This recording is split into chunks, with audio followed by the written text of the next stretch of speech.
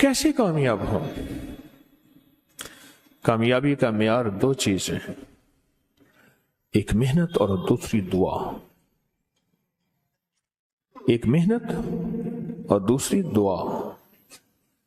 मेहनत पूरी हो और मेहनत के ऊपर पूरी मेहनत हो, कोशिश के साथ पूरी कोशिश हो,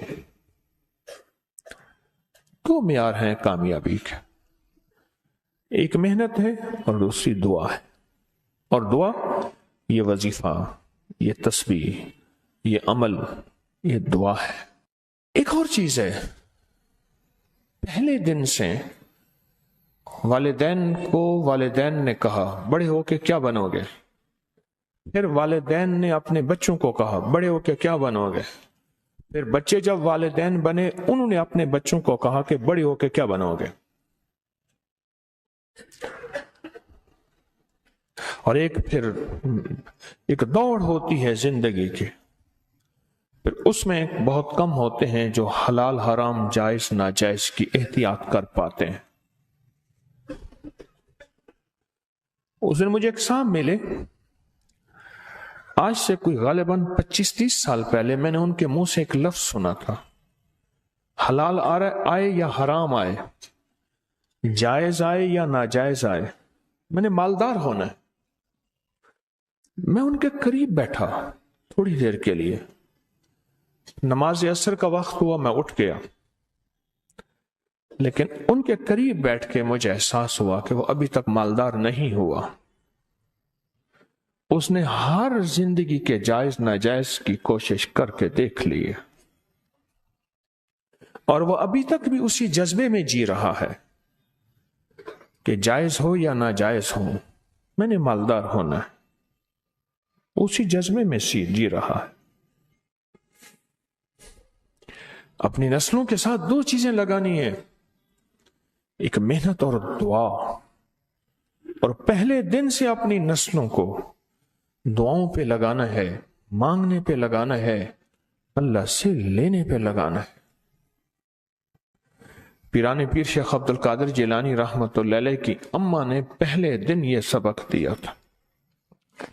बच्चा जब मकतब में जाने के काबिल हुआ तो आके खाना मांगा। पहले दिन अम्मा खाना का, बेटा अल्लाह से मांगो, 2 नफिल पढ़ो हाजत के, दुआ मांगो कि अल्लाह मुझे खाना खिला दे, अल्लाह मुझे पानी पिला दे, अल्लाह मेरा पेट भर दे, अल्लाह मेरा पेट भर दे। और ये सहाबा का सबक है, ये अहलुल बैत का सबक है। बड़ी बड़ी हस्तियां अहलुल बैत की, उनकी जिंदगी में यह सबक है कि आले रसूल ने अपनी नस्लों को अल्लाह के खजानों से पलने का सबक दिया। अपनी नस्लों को अल्लाह के खजानों से पलने का सबक दिया अहलुल बैत ने।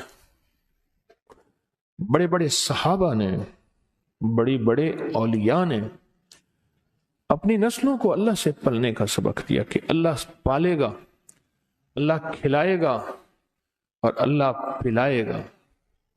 अल्लाह खिलाता है और अल्लाह पिलाता है। बड़ी बड़ी हस्तियों ने यह जिंदगी का सबक दिया। अब बच्चा आता था, अम्मा ताक में खाना रख देती थी, आके अल्लाह से मांगता था, नफिल पढ़ता, दुआ मांगता।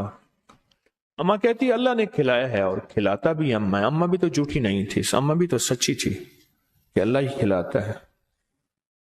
एक दफा अम्मा कहीं गई, खाना रखना भूल गई और बच्चे के मकतब से वापस का वक्त आया। अम्मा एकदम परेशान कि हाय आज मेरे बेटे का यकीन टूट जाएगा, आज मेरे बेटे का यकीन टूट जाएगा।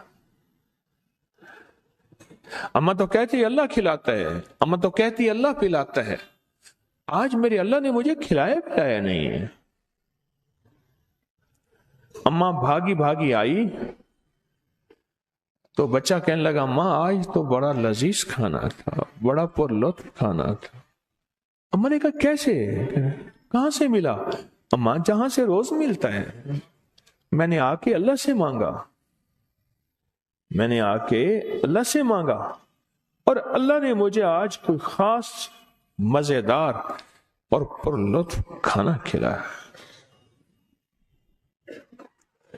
نسلوں کی تربیت یہ ہوتی ہے، نسلوں کو دو چیزیں دینی ہیں، محنت بھی دینی ہے اور دعا بھی دینی ہے۔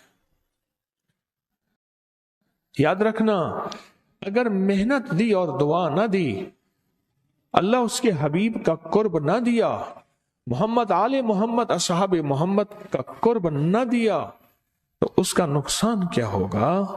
وہ نسلیں خود ماں باپ کی پہچان چھوڑ جائیں گے،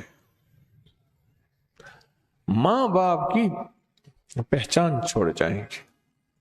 پھر ماں باپ شکوہ کریں گے، اتنی تعلیم پہ خرچ، اتنی اولاد پہ خرچ، اور اولاد نے ہمیں پہچاننا چھوڑ دیا، گھر سے نکال دیا۔ کئی میرے پاس کیس آتے ہیں، یا پوچھتے نہیں،